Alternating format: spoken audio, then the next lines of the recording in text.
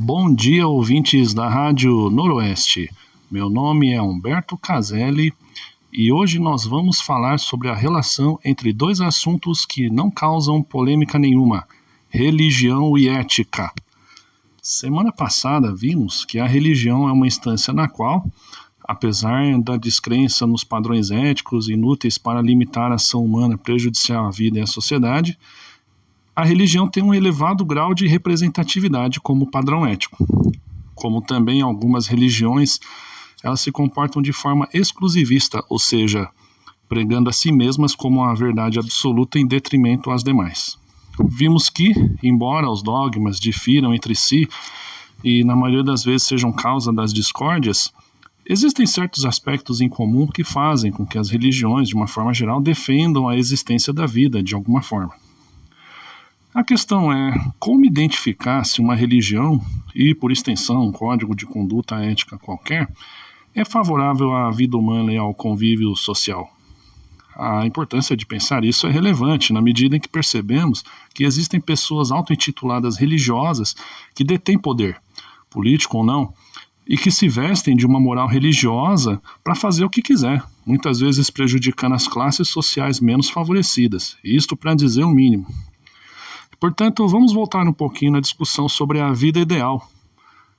A vida ideal possui várias interpretações de acordo com várias opiniões, escolas de pensamento, mas podemos dizer, no geral, que a vida ideal preconiza o direito de um indivíduo a viver e ser feliz.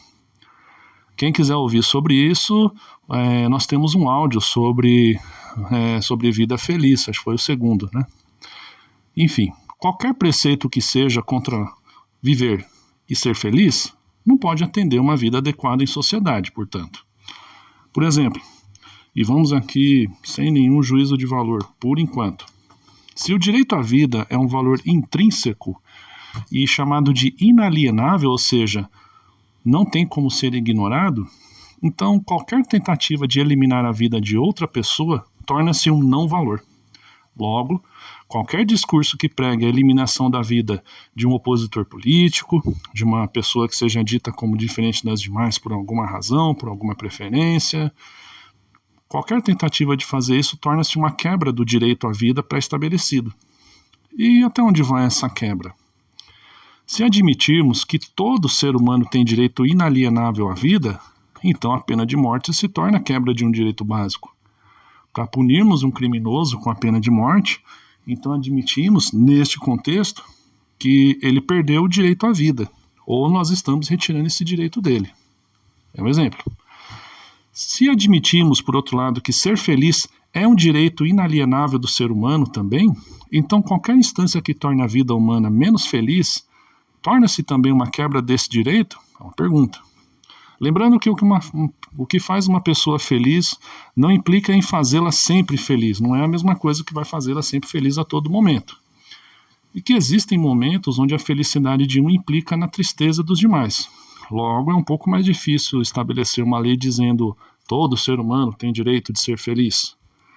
Isso implica em dizer que aqueles que são felizes na dor alheia teriam o direito de fazer isso, que é um absurdo. Logo, ser feliz tem um condicionante, o de respeitar o direito à vida. Agora podemos alterar um pouquinho a frase dita anteriormente. A vida ideal, portanto, preconiza o direito humano à vida e à felicidade, contanto que a segunda não interfira negativamente na primeira. Então, parece claro que, no caso da religião, se a gente enxergar por essa forma, se uma religião valoriza a vida, valoriza a felicidade, mas não faz a felicidade depender da vida, então essa religião não pode estar de acordo com uma vida dita ideal. Agora eu vou dizer uma coisa sincera. Eu tenho uma religião. Eu sou cristão. Eu fui educado como cristão, me tornei adventista do sétimo dia aos 13, 14 anos. E hoje eu não frequento a igreja, nem sigo os dogmas, mesmo porque eu confesso que eu perdi muito da fé que eu tinha. Também a vida se encarregou de ensinar que é muito fácil manter o discurso de pregador quando se está no meio que favorece. A fé, ela é verdadeiramente testada quando a gente sai para o mundo e se depara com a realidade nua e crua. Contudo, mesmo que eu tenha perdido a maior parte da minha fé, os valores que eu aprendi dentro da igreja me causaram um grande impacto principalmente os valores ensinados pelas pessoas. Por exemplo, o pastor que me batizou, abraço ao pastor Carlos Prestes, aí do Rio Grande do Sul, sempre me ensinou a olhar a vida com um olhar mais atento, a entender o mundo não como uma guerra de poderes aparentes, mas a analisar o que está por trás desses poderes, porque, no fim das contas, acaba levando a uma busca por uma visão a priorística e que seja capaz de enxergar a situação como um todo. Claro que, no contexto religioso, estou falando sobre luta do bem e do mal, Deus contra Satanás, mas essa mesma visão também me ensinou que entre seres humanos não existe 100% certo e 100% errado. 100% certo é só Deus. E isso já exige um certo entendimento, porque é fácil manipular alguém dizendo que Deus mandou. Não é bem assim, né? Mas eu ainda possuo, portanto, um pouquinho de fé, bem pequena, do tamanho de um grão de mostarda. Mas está escrito na Bíblia, né, que Jesus diz que se eu tiver uma fé do tamanho de um grão de mostarda, ainda assim eu posso dizer para uma montanha, vai daqui para lá, e ela vai. E é nisso que eu tenho me agarrado no passar dos anos. Então, Deus existiu para mim nesse tempo todo. Você, caro ouvinte, também deve ter alguma fé. Pode ser cristão, católico, protestante, pode ser da Umbanda, espírita, fé Bahá'í, não importa. E se não tiver, e ser ateu, bem, então deve ter fé de que Deus não existe. Aí a conversa é outra, né? Mas, de qualquer forma, todos são forçados a concordar que existem certas coisas que prejudicam a sociedade, outras que não, e que seria interessante entendê-las, né? Qual é uma e qual é outra, para viver melhor e até para evitar que outras pessoas destruam a sociedade. Se o caro ouvinte, a caro ouvinte pensa assim, então vocês têm um companheiro em mim.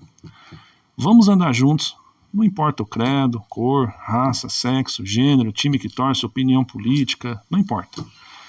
É nosso dever nosso na humanidade, cuidar do mundo, das nossas famílias, da nossa sociedade, e a gente só consegue fazer isso unidos. O que vamos fazer? Aí o que a gente vai fazer, a gente decide entre nós, mas separado fica mais difícil. Rezo para que este seja o nosso parâmetro como sociedade, tanto no Brasil quanto no mundo, ainda mais no tempo que a gente vive de guerra, de dissensão política, que a gente sempre possa estar unidos pelas coisas que são comuns a nós, pelo nosso direito à vida e pelo nosso direito à felicidade. Curtam nossa página nas redes sociais, no site www.radionoroeste.com.br, ouçam a 105,9 FM em Boa Vista região e vamos valorizar a comunidade. O meu nome é Humberto Caselli e esta foi a Voz da Filosofia para a Rádio Noroeste FM. Um grande abraço.